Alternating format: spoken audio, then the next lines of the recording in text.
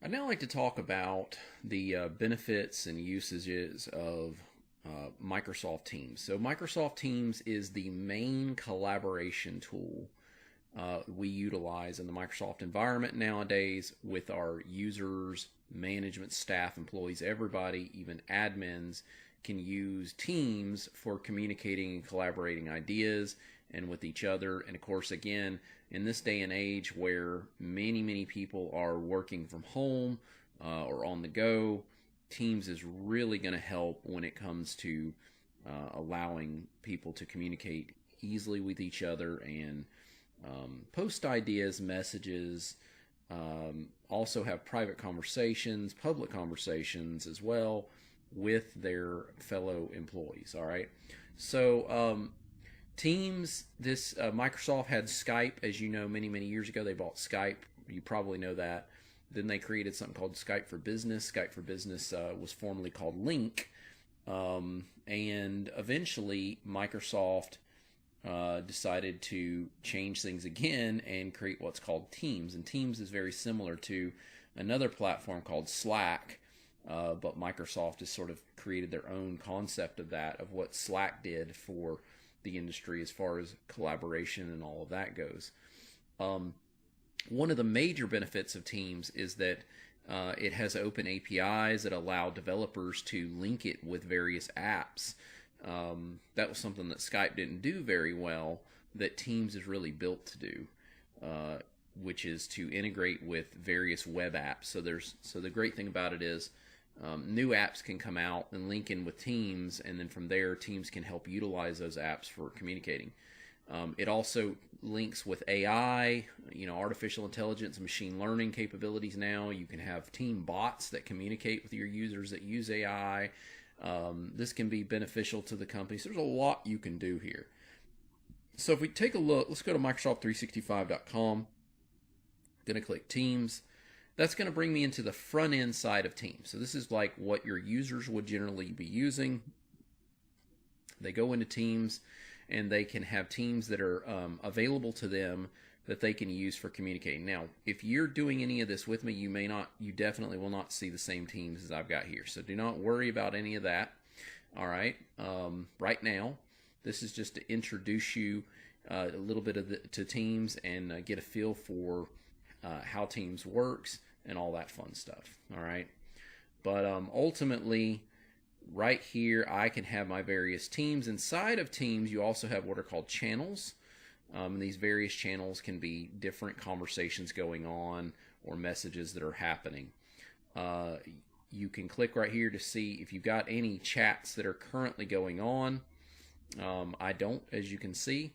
You have calendars that links with this. This all kind of integrates too with your Outlook calendar. You can have phone calls. You can have the you can utilize the actual phone licensing with Teams. Microsoft Teams does have a phone licensing for voice over IP.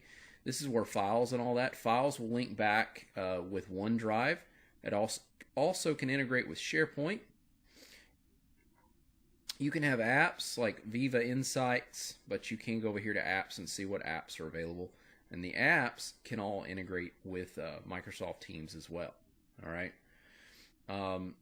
Teams, of course, is a licensed thing, so you can go out and do a quick Google or Bing search on license Microsoft Teams.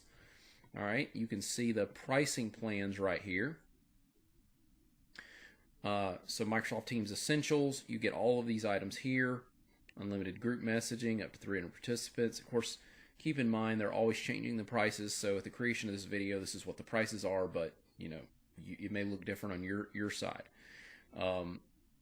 So unlimited group meetings, 300 participants, 10 gigs of cloud storage, phone and web support. This is just Essentials. This is $4 per month per user. You've got Business Basic. You get some extra capabilities and features. You get Business Standard, some more different features, and so you can see the various ones that are available. Now, the other thing to understand is that this is also included with the Microsoft 365 licenses.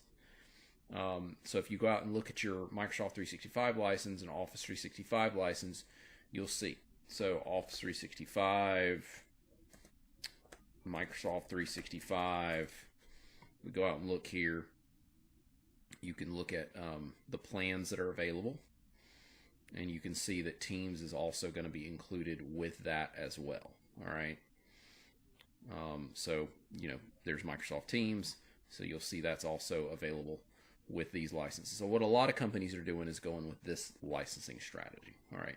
So hopefully that gives you sort of the basic idea of, dealing with the front end of Microsoft Teams and helps you understand, the purpose of Microsoft Teams. So the last thing I'll show you is just the various ways that you create teams. If we come over to the Teams button here, you can click Join or Create a Team. And so you can click to create a team right here. You can create one from scratch. It can be created from an actual Microsoft 365 group. You can create from templates. So there's the various ways. And that's kind of how a user can create teams. And I'm not going to dive into it right now, but if you don't want users creating teams, you can block that from happening as well.